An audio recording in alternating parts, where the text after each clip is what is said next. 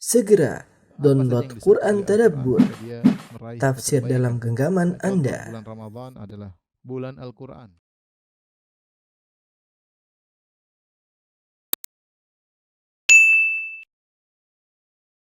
Bismillahirrahmanirrahim. Alhamdulillah nahmaduhu wa nasta'inuhu wa nastaghfiruhu wa natubu ilaihi wa na'udzu billahi min syururi anfusina wa sayyiati a'malina may yahdihillahu fala mudilla lahu wa may yudlil fala hadiyalah. Asyhadu an la ilaha illallah wahdahu la syarika lah wa asyhadu anna Muhammadan abduhu wa rasuluhu la nabiyya ba'dah. Ya ayyuhalladzina amanu taqullaha haqqa tuqatih wa la tamutunna illa wa antum muslimun. Fa inna asdaqal hadithi kitabullah wa khairal huda huda Muhammadin sallallahu alaihi wasallam. Syarrul umuri muhdatsatuha wa kullu muhdatsatin bid'ah wa kullu bid'atin dhalalah wa kullu dhalalatin finnar.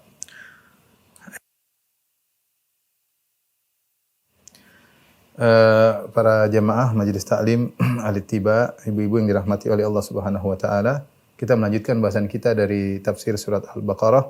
Kita masuk pada ayat yang ke-216. Allah Subhanahu wa taala berfirman, "Kutiba alaikumul qitalu wa huwa kurhul lakum." Diwajibkan atas kalian al-qital, perangan, wa huwa kurhul lakum, padahal peperangan tersebut dibenci oleh kalian. Wa asa an takrahu syai'an wa huwa khairul lakum. Bisa jadi engkau membenci sesuatu namun ternyata itu baik bagimu.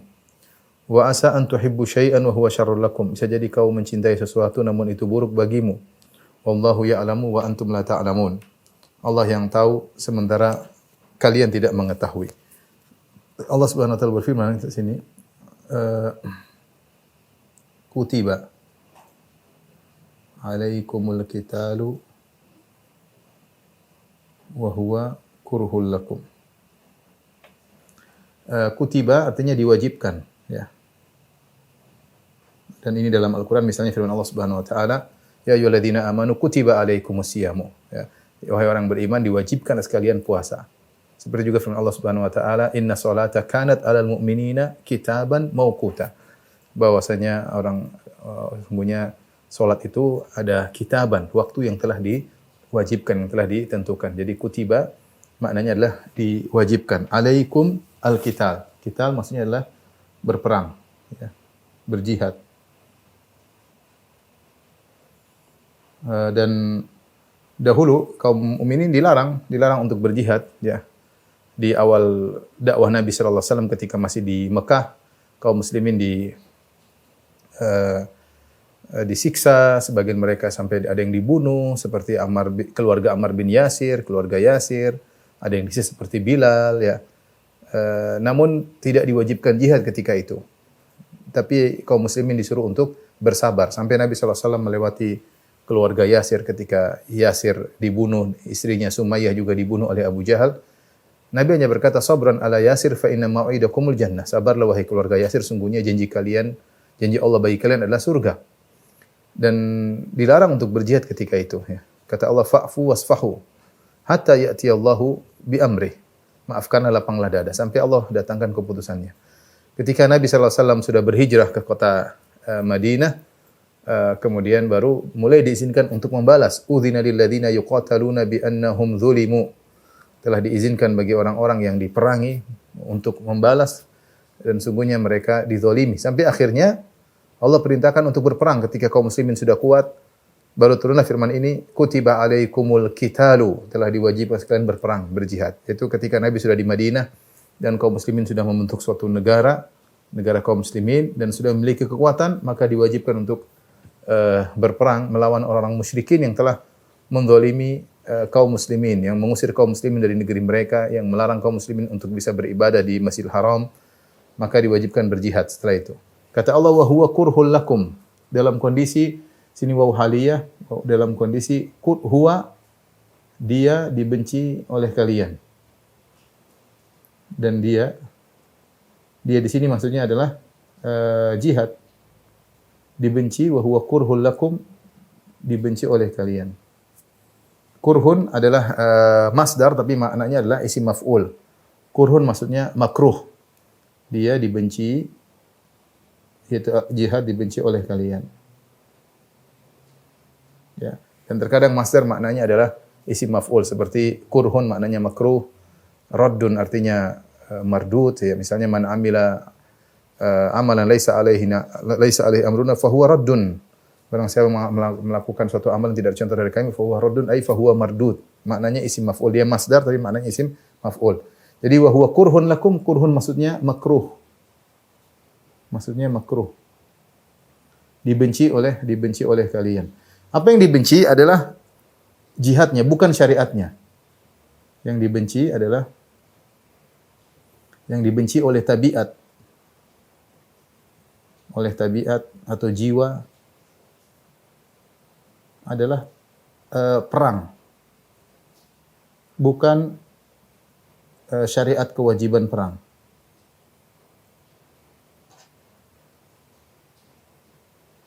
Artinya Allah menjelaskan secara tabiat tidak ada yang suka namanya perang. Tidak ada yang suka melukai orang, tidak ada yang suka dilukai, berat perjalanan jauh kemudian harus menumpahkan darah musuh. Ini perkara yang tidak secara syariat, secara tabiat seorang tidak suka. Tetapi wajib bagi kalian untuk kalian lakukan, ya. Oleh karenanya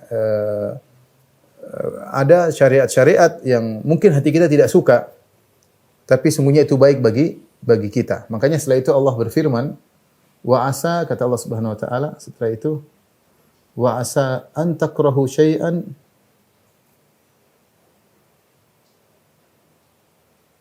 wa huwa khairul lakum. Bisa jadi yang kau benci sesuatu ternyata baik bagi kalian. Bisa jadi membenci sesuatu ternyata baik bagi kalian. Lebih baik bagi kalian. Dan sebaliknya, wa asa an tuhibbu syai'an wa huwa syarrul lakum. Bisa jadi kalian mencintai sesuatu ternyata buruk bagi kalian. Wallahu ya'lamu wa antum la ta'lamun. Di akhir ayat Allah mengatakan wallahu ya'lamu wa antum la ta'lamun. Allah yang tahu dan kalian tidak mengetahui. Allah yang tahu sementara kalian tidak mengetahui.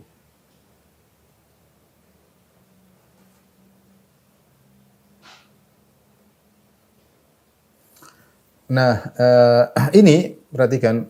Jadi ada sebagian syariat yang mungkin secara jiwa kita nggak suka ya. Terkadang kita alami ya. Misalnya kita laki-laki terkadang mungkin rasa malas harus ke masjid. Tapi itu syariat. Kita maunya tidur misalnya, begadang, terus sudah waktu subuh, azan berkumandang, aduh berat sekali kita mau ke masjid. Belum lagi imamnya qomatnya lama, belum lagi imamnya bacanya lama. Kita pinginnya cepat, ya. Tapi kita tahu wa asa an takrahu syai'an wa huwa khairul lakum. Bisa jadi kau benci sesuatu namun baik bagimu, maka kita berangkat. Ini contoh hal sederhana yang jiwa kita tidak suka tapi ternyata lebih baik bagi kita. Ya, kalau itu sesuai dengan syariat. Contoh misalnya banyak para wanita secara tabiat tidak suka dengan syariat ta'addud, syariat poligami. Wajar. Siapa yang ingin dimadu, siapa yang ingin cinta terbagi, siapa yang ingin hari biasanya sepekan penuh bersama suaminya ternyata harus berbagi hari dengan wanita yang lain. Wajar jika tidak suka dengan hal tersebut, tidak sesuai dengan hawa nafsu, tapi dia harus ingat wa asa an takrahu syai'an wa huwa khairul lakum. Bisa jadi kalian benci sesuatu ternyata baik bagi kalian. Baik bagi kalian. Dan ini kata Syekh Sa'di rahimahullahu taala, ini berlaku bagi seluruh perkara syariat ya. Ya. Kaidah ini berlaku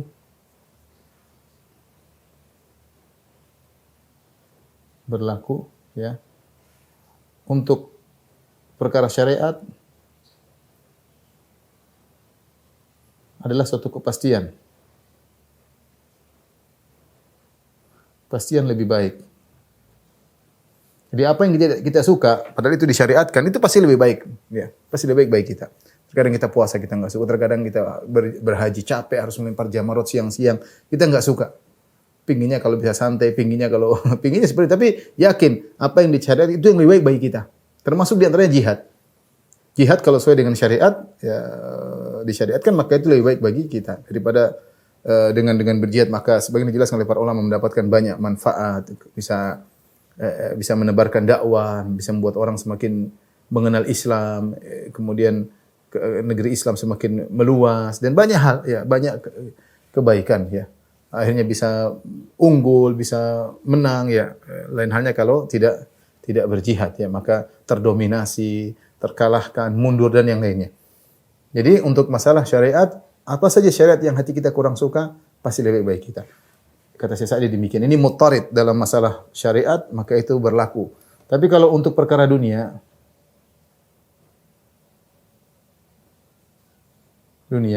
ya, selama kita sabar, maka ini berlaku. Kalau kita enggak bersabar, belum tentu berlaku. Ya, ada hal-hal di perkara dunia yang kita tidak suka. Maka bagaimana kita menghadapinya? Kalau kita bersabar, kita bersabar dengan perkara dunia yang kita tidak sukai, maka itu pasti baik ujungnya. Wala aqibatu lil muttaqin. Ya, dan kesudahan yang baik bagi orang yang bertakwa. Tapi kalau kita tidak bersabar, belum tentu baik bagi kita. Ya. Maka untuk perkara dunia yang tidak kita sukai, jika kita bersabar, maka pasti baik-baik kita. Bersabar artinya kita menjalani sesuai dengan syariat Allah Subhanahu wa taala, pasti baik bagi kita. Bagi kita penghujungnya.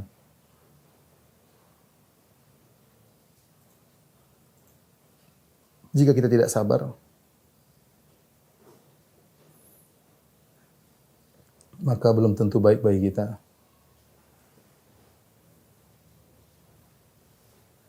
Makanya ada perkataan al-khair khiratullah, yang terbaik adalah pilihan Allah Subhanahu wa taala. Itu berlaku bagi orang yang menjalankan syariat ketika ditimpa dengan hal yang dia tidak sukai.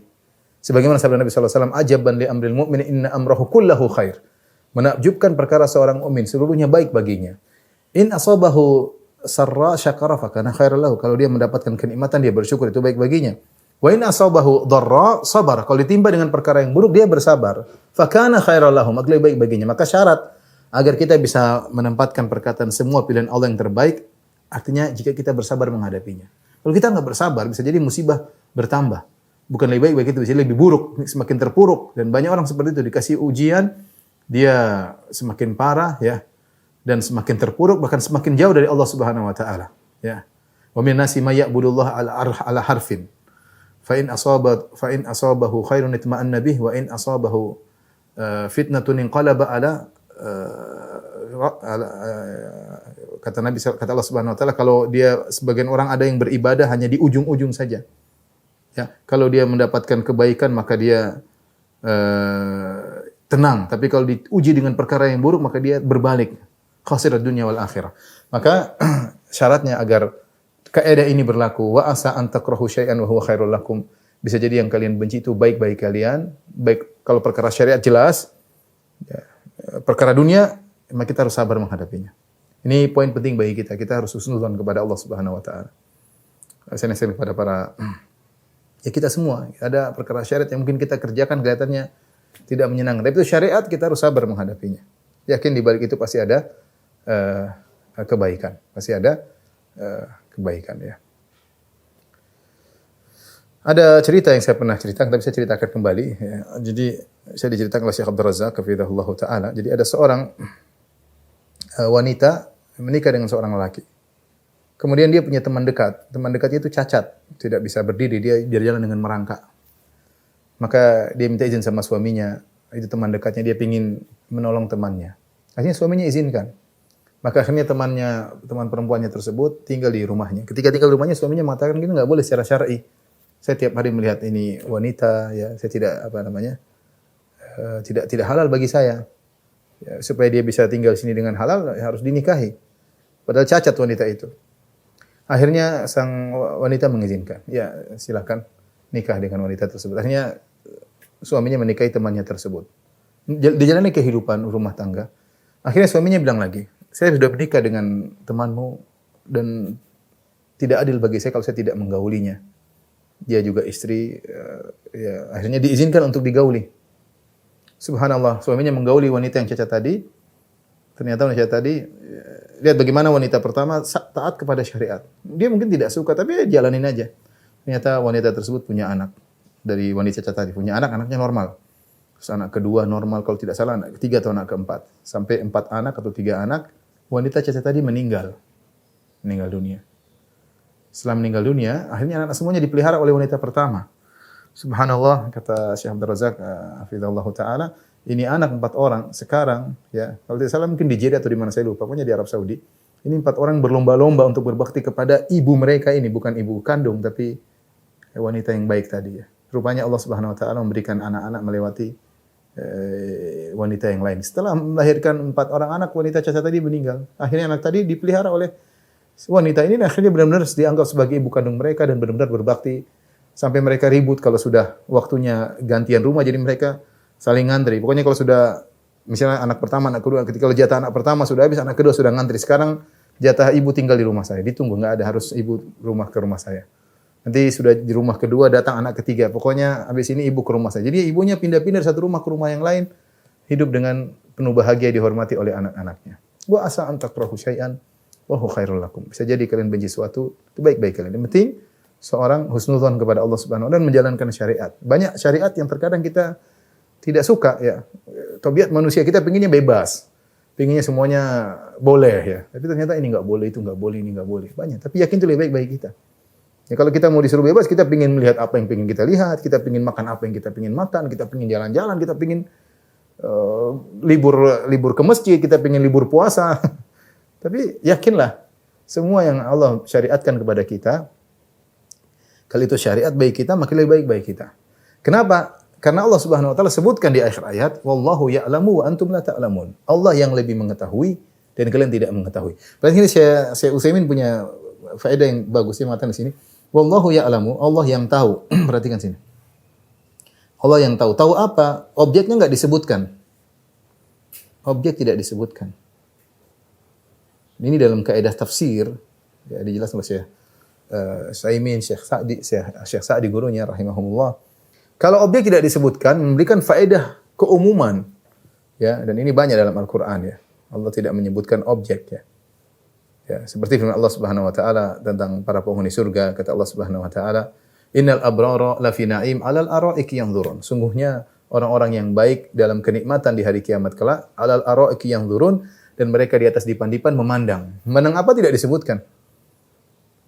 Kata para ulama, umum mencakup seluruh pandangan yang mereka lihat, semuanya membahagiakan mereka. Di antaranya memandang wajah Allah Subhanahu wa taala. Ini contoh ketika objek di maf'ul bihnya, objeknya dihilangkan, tidak disebut dalam Al-Qur'an, memberikan faedah keumuman. Wallahu ya'lamu, Allah mengetahui. Artinya banyak hal yang Allah tahu yang berkaitan dengan kebaikanmu. Yang Allah lebih tahu kebaikanmu daripada dirimu sendiri. Ya.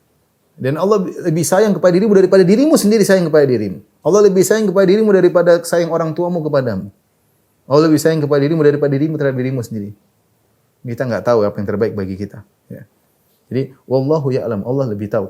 Segala hal Allah tahu yang terkait dengan kemaslahatan kita. Kita enggak tahu. Wa antum la ta'lamun, sama. Dan kalian tidak mengetahui, ini juga tidak mengetahui apa. Objeknya juga dihapus. Objeknya juga dihapus.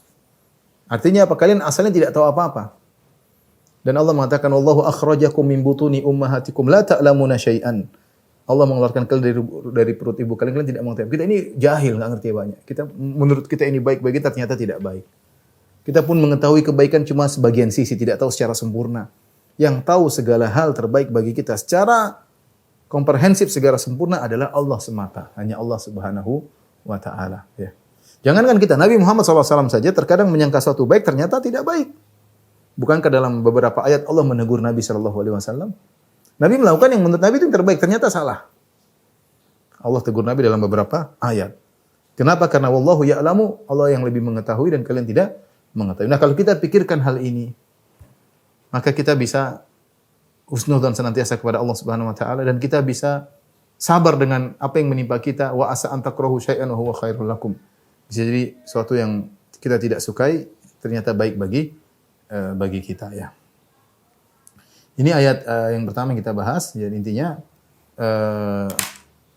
Allah Subhanahu wa taala mewajibkan jihad kepada kaum muslimin yang jihad tersebut tidak disukai oleh hati mereka secara tabiat, bukan syariatnya tapi jihadnya tersebut. Tetapi Allah sebutkan meskipun dibenci oleh kalian, bisa jadi apa yang kalian benci ternyata baik bagi kalian. Sebaliknya bisa jadi apa yang kalian suka ternyata buruk bagi kalian. Allah yang lebih mengetahui dan kalian tidak mengetahui. Tapi kita lanjutkan ayat berikutnya.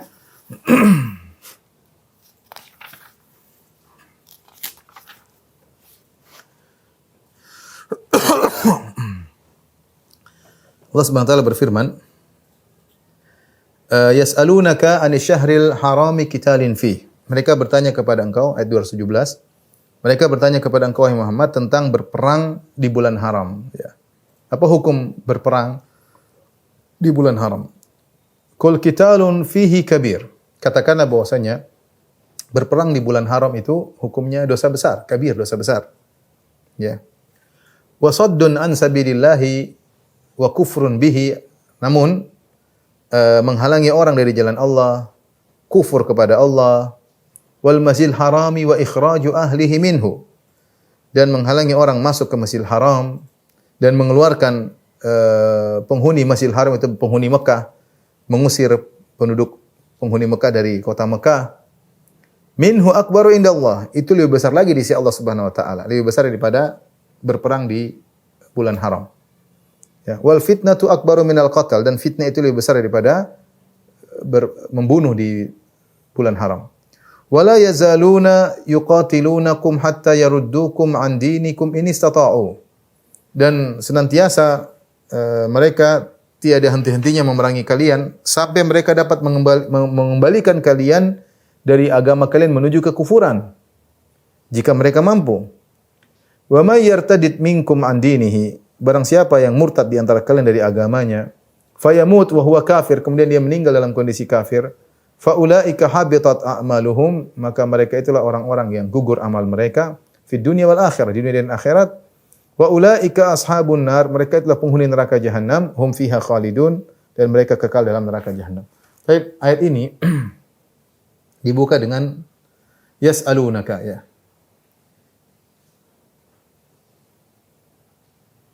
Yas'alunaka anis syahril haram qitalin fih. Mereka bertanya kepada engkau kepadamu wahai Muhammad sallallahu alaihi wasallam, anis syahril harami qitalin fih, tentang hukum berperang di bulan haram.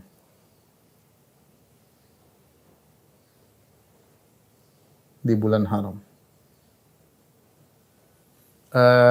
Kita tahu bahwasanya para sahabat sebagaimana disebut dalam hadis, mereka jarang bertanya kepada Nabi sallallahu alaihi wasallam karena karismatik Nabi sallallahu alaihi wasallam. Mereka segan sama Nabi sallallahu alaihi wasallam.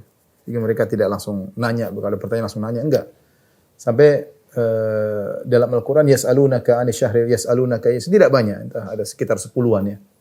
Yas'alunaka 'anis syahril harami qitalin fih, yas'alunaka 'anil khamri wal maisir, ya, mereka bertanya kepada engkau tentang hukum judi dan khamar. Yas'alunaka 'anis syahril harami qitalin fih, mereka bertanya tentang bagaimana hukum berperang di bulan haram. Yas'alunaka 'anil mahid, mereka bertanya kepada engkau tentang hukum haid. Yas'alunaka madza yunfiqun, mereka bertanya kepada engkau apa yang hendaknya mereka infakkan. Kemudian misalnya yas'alunaka wa yas'alunaka 'anil yatama, mereka bertanya kepada engkau tentang anak yatim. Demikian juga yas'alunaka 'anil anfal, mereka bertanya kepada engkau tentang anfal, tentang harta dalam peperangan. Tidak banyak. Makanya para sahabat senang kalau ada orang Arab Badui yang datang kemudian bertanya. Karena orang Badui mungkin dia cuek aja dengan Nabi sallallahu alaihi wasallam, ya, yang namanya orang Badui, ya. Seperti dalam hadis bagaimana dia datang, Nabi sedang ceramah di Masjid Nabawi atau sedang di Masjid Nabawi, atau dia kencing di pojok masjid, cuek aja, cuek bebek, ya.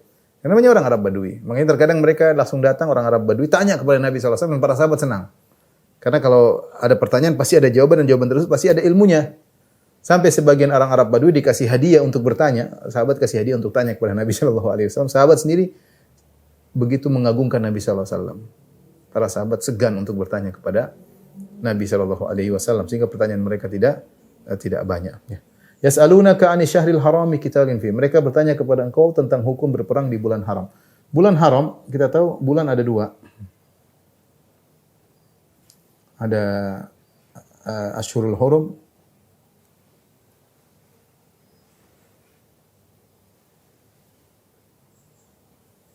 ada bulan bukan haram.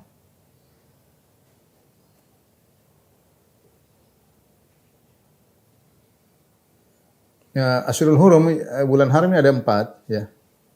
Itu Dzulqa'dah, Zulqa'dah, Zulhijjah, kemudian Muharram, kemudian Rajab. Salah satu mutataliyat ini berturut-turut ya. Tiga ini berturut-turut. Rajab terpisah sendiri. Karena kita bulannya Muharram, Safar, pertama Muharram, Safar, Rabiul Awal, Rabiul Tsani, Jumadil Ukhra, Rajab, Sya'ban. Jadi Rajab bulan ke-6 ya, bulan ke-7. Sya'ban bulan ke-8, Ramadan bulan 9 ya. Jadi adapun Zulqa'dah, Zulhijjah, Muharram ini berurutan. Zulqa'dah bulan ke-11, Zulhijjah bulan ke-12, Muharram bulan pertama. Kemudian bulan haram berikutnya adalah bulan Rajab, bulan ke-7 sehingga jauh ya. Terpisah sendiri. Ini bulan-bulan haram. Sisanya bukan bulan haram ya.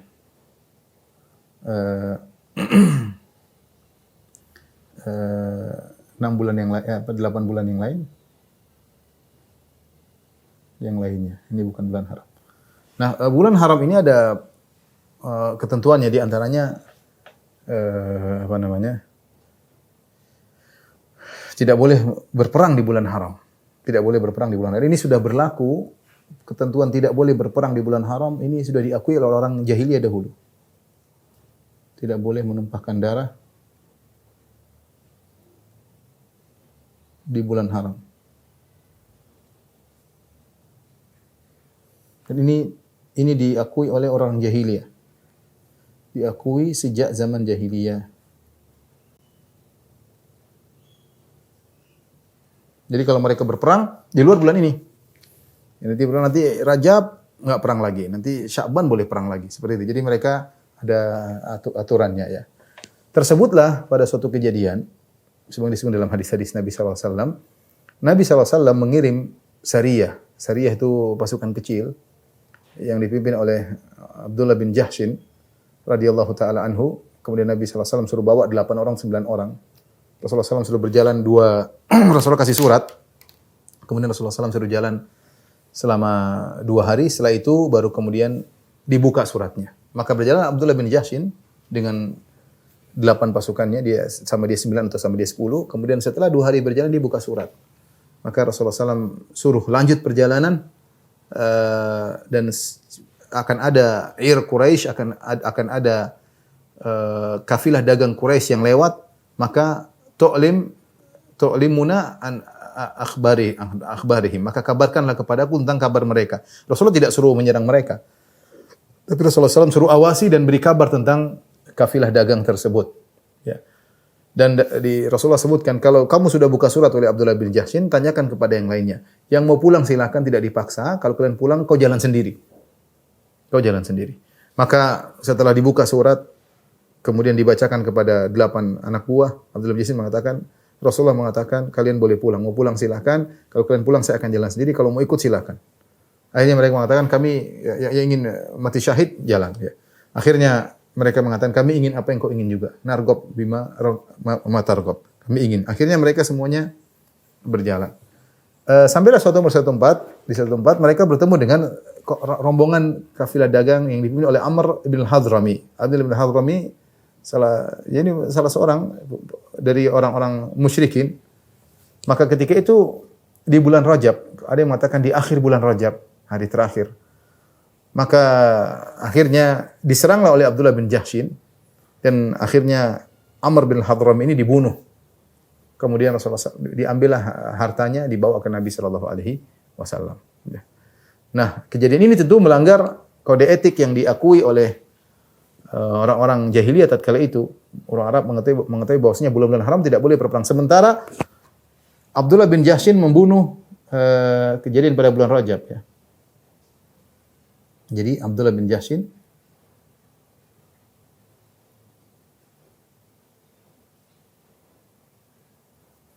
membunuh Amr bin Hadrami, Amr ibnul Hadrami, musyrik ya, dibunuh di bulan Rajab. Nah ini jadi masalah. Akhirnya orang-orang musyrikin pun mencela kaum muslimin. Kaum muslimin apa itu? Mereka melakukan pelanggaran. Mereka membunuh di bulan Rajab, padahal bulan haram. Ini jadi bahan cercaan. Ya. Para sahabat sedih karena mereka berijtihad dan mereka salah karena mereka bilang ini gimana dibiarkan. Ya, karena ini kan sudah masa perang ketika itu. Karena mereka baru berhijrah, diusir, harta mereka diambil dan Nabi suruh cek kafilah dagang tersebut. Namun Abdullah bin Jahsy berijtihad, akhirnya dia salah dan dia membunuh Amr bin Hadrami. Intinya akhirnya kaum muslimin dicela tatkala itu, ya. Maka Allah jelaskan kepada kaum muslimin, kata Allah Subhanahu wa taala, yas'alunaka 'anil syahril harami qitalin fi. Mereka bertanya kepada engkau tentang berperang pada bulan-bulan haram. Apa jawaban Allah Subhanahu wa taala? Qul qitalun fihi kabir. Qul qitalun fihi kabir. Kata Allah Subhanahu wa taala, katakanlah itu adalah dosa besar. Dosa besar. Jadi Allah tidak mengingkari bahwasanya berperang, membunuh orang pada bulan haram adalah dosa besar. Ya. Ini dosa besar. Tetapi setelah itu Allah jelaskan, ada yang lebih besar daripada itu. Kata Allah, wasaddun an sabilillah. Perhatikan. Ya. Perhatikan. Membunuh. Sini ada namanya, kalau kita adakan perbandingan. Ya. Kesalahan kaum muslimin.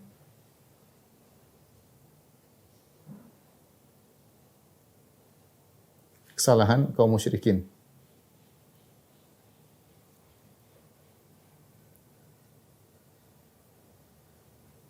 Jadi kesalahan kaum muslimin apa? Membunuh di bulan Rajab. Membunuh di bulan Rajab. Padahal bulan haram. Bulan Rajab. Bulan haram. Ini dosa besar.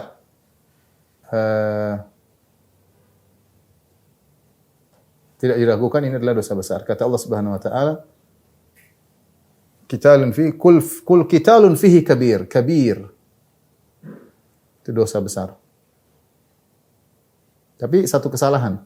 Tapi kita bandingkan apa yang dilakukan oleh kaum musyrikin Arab. Allah bandingkan wasaddun an sabilillah. Pertama, menghalangi orang dari jalan Allah. Dari jalan Allah. Ini kesalahan pertama. Ya.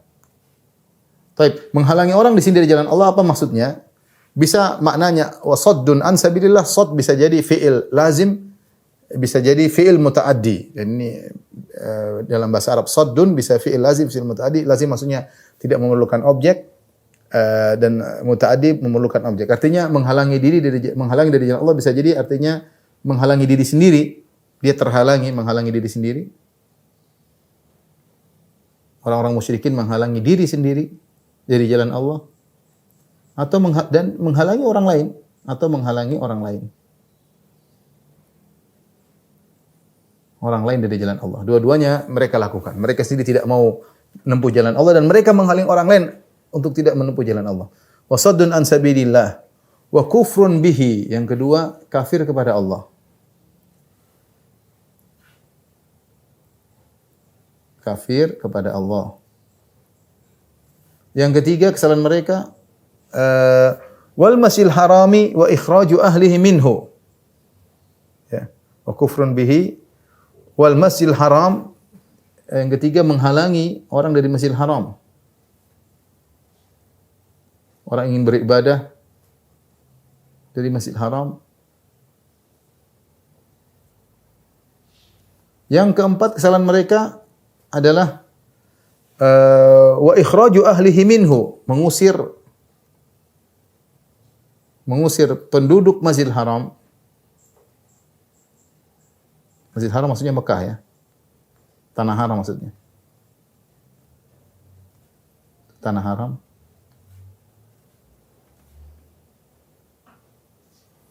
Mengusir penduduk Masjidil Haram dari tanah haram. Kata Allah, akbaru indallah. Ini lebih besar dosanya akbar ya. Akbar. Itu lebih besar dosanya.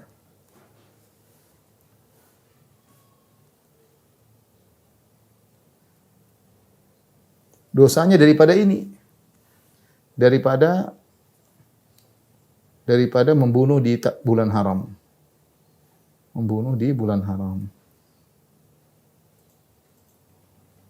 Jadi dengan turun ayat ini Allah membantah orang musyrikin yang mereka mengejek kaum muslimin. Kalian membunuh orang di bulan haram. Salah. Allah tidak mengatakan itu benar. Allah mengatakan salah. Makanya disebutkan Nabi SAW membayar diat atas terbunuhnya Amr bin Hadrami. Rasulullah SAW kembalikan harta rampasan tersebut, dikembalikan. Memang salah.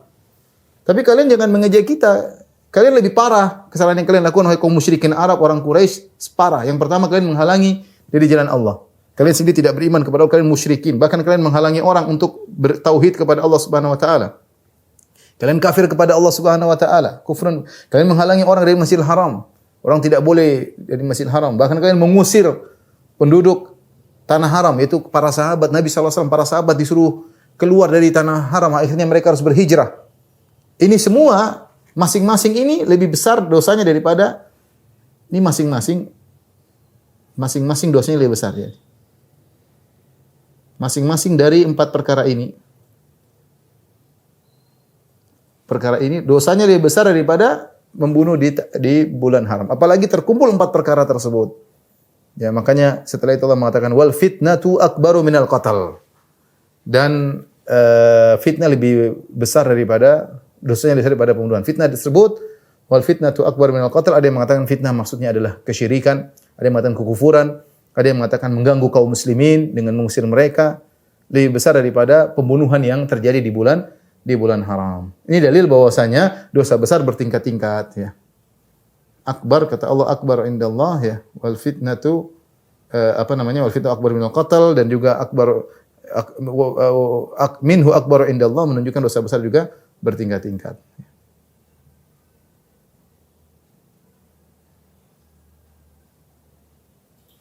Baik. Dengan demikian bahwasanya kaum musyrikin tidak pantas untuk mencela kaum muslimin sementara perbuatan yang mereka lakukan lebih parah. Tapi setelah itu Allah berfirman, "Wala yazaluna yuqatilunakum hatta yaruddukum an dinikum in istata'u." Perhatikan, dan mereka senantiasa tidak henti-hentinya kaum musyrikin Arab. Yuqatilunakum, menyerang kalian. Buat apa mereka memerangi kaum muslimin? Bukan cari dunia. Mereka jengkel sama kaum muslimin, mereka usir. Kalau kaum muslimin sudah pergi, kan harusnya mereka senang, sudah pergi meninggalkan Mekah. Enggak, mereka tidak puas, mereka serang. Dalam perang Badar mereka serang, dalam perang Uhud mereka serang, dalam perang Khandaq mereka serang.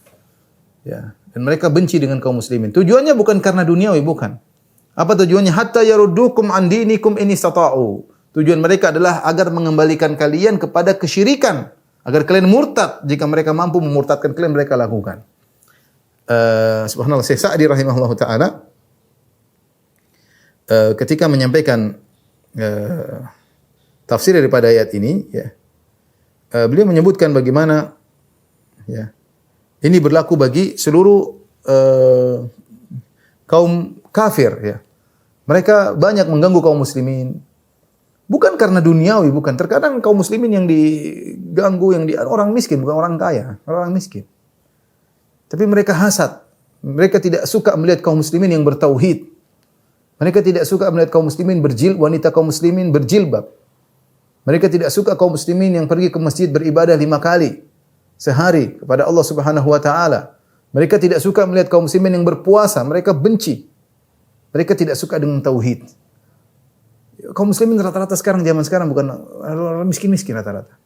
Tapi kalau sudah minoritas biasanya terintimidasi, terganggu ya.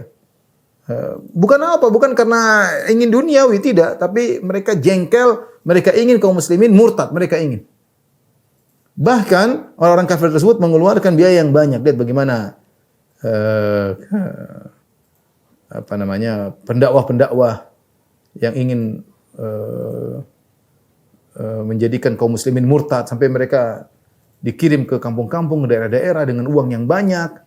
Kalau berhasil memurtadkan seorang muslim akan dapat bonus dari pusat sekian-sekian, ya. Allah telah berfirman, "Innal ladzina kafaru yunfiquna amwalahum liyasuddu an sabilillah." Orang-orang kafir mereka berinfak ya untuk menghalangi orang dari jalan Allah. Jadi mereka ingin orang muslim itu, kaum muslimin murtad, mereka senang.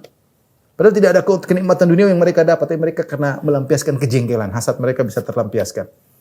Wala yazaluna yuqatilunakum hatta yaruddukum an dinikum. Dan mereka senantiasa tidak henti-hentinya untuk meraih kalian harta agar mereka bisa mengembalikan kalian kepada kemurtadan. Allah ingatkan kepada kaum muslimin, "Wa may yartadi minkum an dinihi fayamut wa huwa kafir." Siapa di antara kalian yang meninggal dalam kondisi kafir, ya. Perhatikan kata Allah Subhanahu wa taala, "Wa man yartadi minkum an dinihi fayamut wa huwa kafir. Fa ulaika habitat a'maluhum."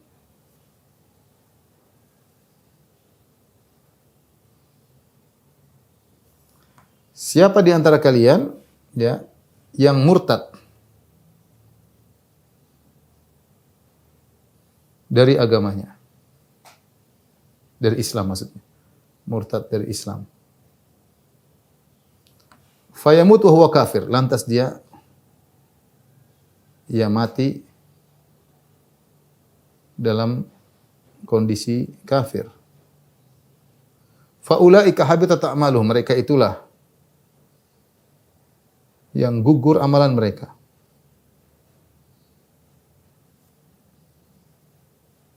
Fa ulaika habitat a'maluhum fid dunya wal akhirah, di dunia maupun di akhirat, wa ulaika ashabun narihum fiha khalidun. Amal mereka di dunia dan di akhirat.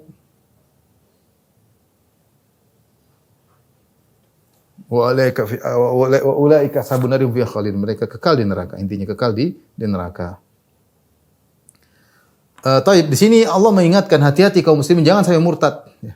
Peringatan dari Allah. Ya. Artinya kaum kafir ya tidak henti-hentinya menghalangi kaum muslimin dari jalan Allah, ingin memurtadkan. Ya. Tadi di antara perbuatan mereka wasaddun an sabilillah, mereka menghalangi dari jalan Allah. Dan saddun an sabilillah ini banyak yang mereka lakukan. Bagaimana cara menghalangi seorang dari jalan Allah dengan dibuatkan orang-orang kafir kan masuk ke negeri kaum muslimin, dibuatlah hiburan-hiburan yang buat orang tidak ingat kepada Allah. Dibuatlah hiburan-hiburan, dibuatlah film-film ya.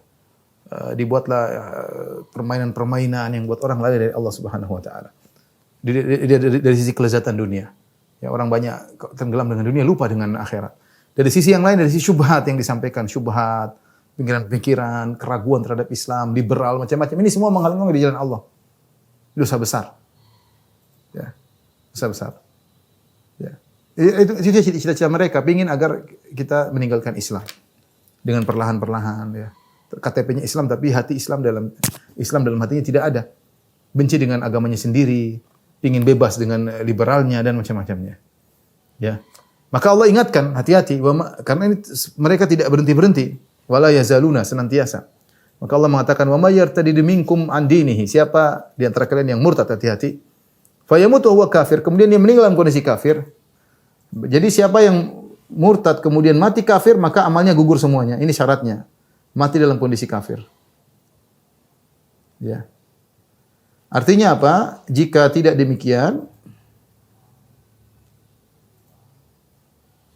maka tidak gugur amalannya. Ini ada khilaf antara mazhab Syafi'i dengan mazhab Maliki. Jadi mazhab Maliki memandang kalau seorang murtad otomatis gugur amal dia. Kapan dia melakukan kesyirikan akbar, kapan dia murtad percaya sama dukun, gugur amal seluruhnya. Meskipun dia bertobat, ulangi dari nol lagi. Ulangi dari nol. Meskipun dia bertobat setelah itu. Tapi kalau mazhab Syafi'i mengatakan tidak. Imam Syafi'i berpendapat kalau seorang murtad di tengah jalan, dia Islam, dia sudah haji, sudah umrah, kemudian dia murtad. Dia murtad, tapi kemudian dia taubat kembali. Kalau dia murtad, kemudian dia taubat kembali, maka tidak gugur amalnya. Kapan amalnya gugur? Kalau dikatakan fayamut wa huwa kafir, meninggal dalam kondisi kafir, itu baru gugur. Tapi kalau dia bertobat, amalnya tadi kembali lagi, tidak jadi gugur. Ya. Ini ada khilaf dan pendapat Syafi'i cukup kuat. Jadi orang yang murtad kemudian dia taubat kembali, maka amalnya yang pernah dia lakukan sebelum dia murtad tetap diterima oleh Allah. Dia misalnya sebelum murtad dia berhaji, umrah, kemudian dia murtad. gugur ya. Tapi dia begitu masuk Islam lagi, kembali lagi amal tersebut. Tidak jadi gugur. Dia hanya gugur total seluruhnya kalau dia meninggal dalam kondisi kafir ya. Faulaika habitat a'maluhum. Mereka itulah, mereka di sini ini secara ilmu nahwu aja kembali kepada man. Karena man umum ya. Umum, maka mereka di sini jamak ya. Karena barang siapa yang murtad maka mereka ya, tidak jadi masalah. Faulaika, mereka kembali kepada man. Mereka itulah orang-orang gugur amalan mereka di dunia dan akhirat ya. Dan wa ulaika ashabun nar, dan mereka di neraka jahanam, hum fiha khalidun, kekal di dalamnya. Waliyadzubillah, ini bahayanya kalau orang murtad murtad pada dalam kehidupannya, meninggal dalam kondisi murtad. Taib. Satu ayat lagi, masih ada waktu.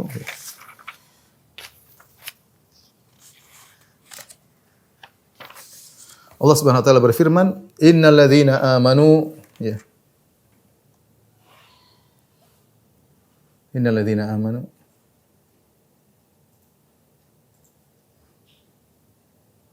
alladzina amanu wal ladzina hajaru wajahadu fi sabilillah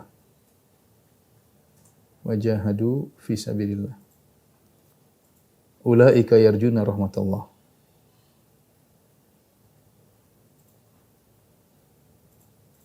wallahu ghafurur rahim. Wallahu ghafurur rahim. Baik, sungguhnya kata Allah, sungguhnya orang yang beriman. Sesungguhnya orang-orang yang beriman.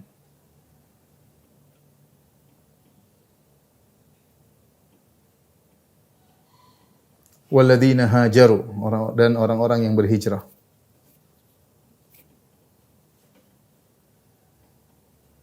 Wajahadu fisabilillah, dan berjuang di jalan Allah. Berjihad di jalan Allah. Ulaika yarjuna rahmatullah. Mereka adalah orang yang berharap rahmat Allah. Mereka lah yang mengharapkan, yang berharap rahmat Allah. Wallahu ghafurur rahim. Allah Maha Pengampun, Maha Pengampun dan Penyayang.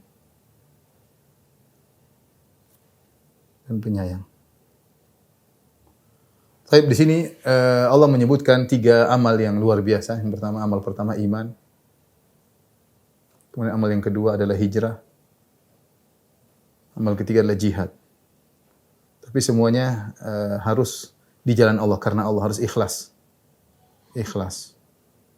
Baik, iman jelas ya, ini adalah landasan membedakan antara kafir dengan mukmin dengan iman. Membedakan antara orang yang masuk surga dengan masuk neraka adalah dengan iman. Iman adalah landasan. Dengan iman seorang akan berbahagia. Dengan beriman seorang akan tentram. Ya. Dia beriman. Yang kemudian di atas iman tersebut dia berhijrah. Hijrah kita tahu ada artinya meninggalkan. Hijrah artinya secara bahasa meninggalkan. Jadi ada dua bentuk, yaitu meninggalkan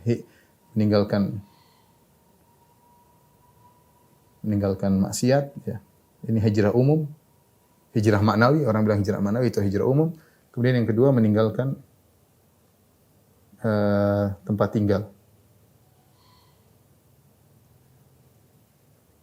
Ya, seperti dilakukan oleh para sahabat, meninggalkan kota Mekah.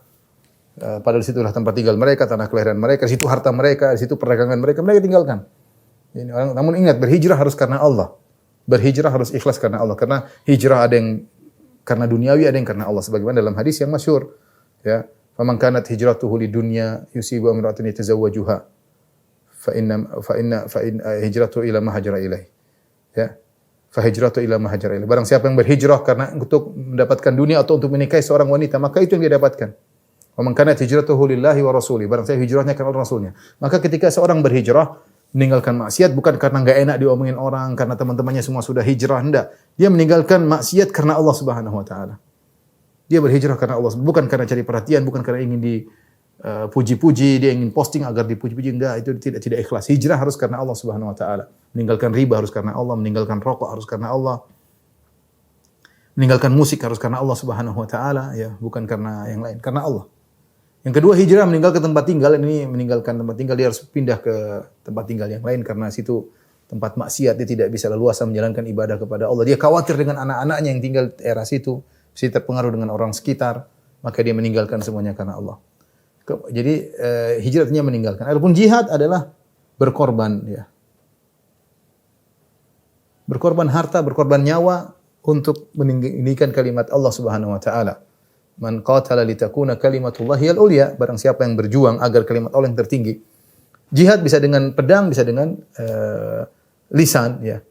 Dia dengan pedang tidak selalu bisa dikerjakan karena ada syarat-syaratnya, di antaranya harus ada pemimpin yang memimpin perjuangan tersebut agar bisa membuahkan hasil, harus ada pemimpinnya, bukan jihad sendiri-sendiri, tidak boleh.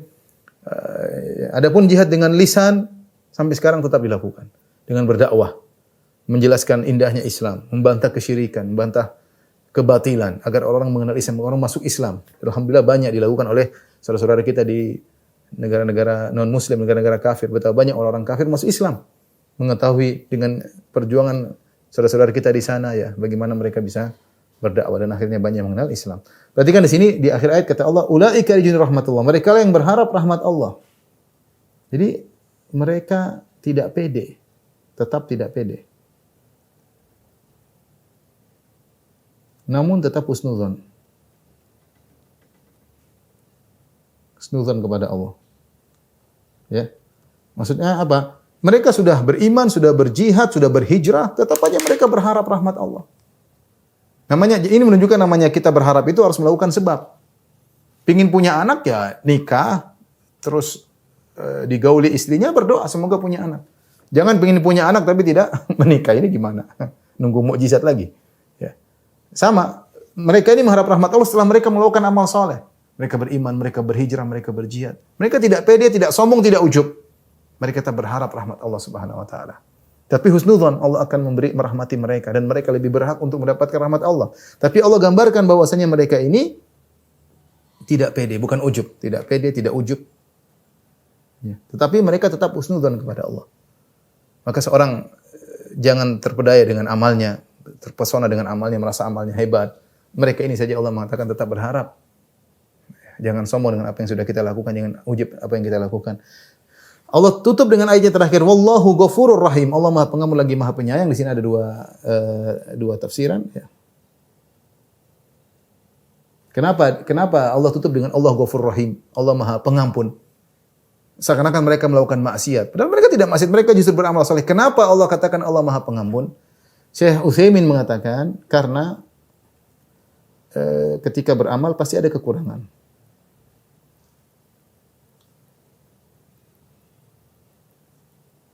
Pasti ada kekurangan. Seperti kita sholat, kita suruh istighfar. Kita haji, kita habis dari Arafah, kita beristighfar.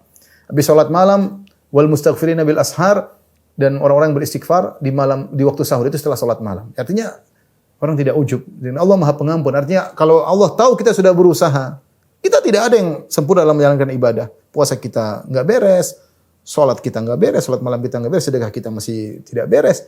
Tapi kalau Allah tahu kesungguhan hati kita, kekurangan-kekurangan tadi akan diampuni oleh Allah Subhanahu wa taala. Ya, mereka beriman, mereka berhijrah, mereka berjihad, mungkin ada kekurangan, Allah Ghafurur Rahim. Ini pendapat Syekh Utsaimin. Tapi pendapat Syekh Sa'di mengatakan Allah Ghafurur Rahim maksudnya amal-amal ini, amal-amal hebat ini akan menggugurkan dosa-dosa. Karena Allah berfirman, innal hasanati yudhibna sayyi'at. Sungguhnya kebaikan-kebaikan akan menggugurkan dosa-dosa, ya. Dan kita tahu bahwasanya orang kalau banyak melakukan kebajikan-kebajikan, berarti dia punya kebaikan yang sangat banyak. Sehingga kebaikannya bisa jadi seperti lautan kebaikan. Kalau ada dosa-dosa akan lebur semuanya dalam lautan kebaikan tersebut. Sebagaimana sabda Nabi sallallahu alaihi wasallam, "Idza balagal ma'u qullatayn lam yahmil khabath." Kalau air sudah mencapai 2 kullah maka najis akan lebur. Ya, maka seorang berusaha melakukan kebajikan sebanyak-banyaknya agar apa? Agar dosa-dosanya diampuni. Karena dosa-dosa bisa diampuni dengan cara bertobat, bisa juga dengan banyak beramal soleh, ya. Tapi demikian saja Ibu Majelis Taklim Al-Ittiba yang dirahmati Allah Subhanahu wa taala. Insyaallah kita lanjutkan pada kesempatan yang lain. Kurang bisa mohon maaf. Wabillahi taufiq. Assalamualaikum warahmatullahi wabarakatuh.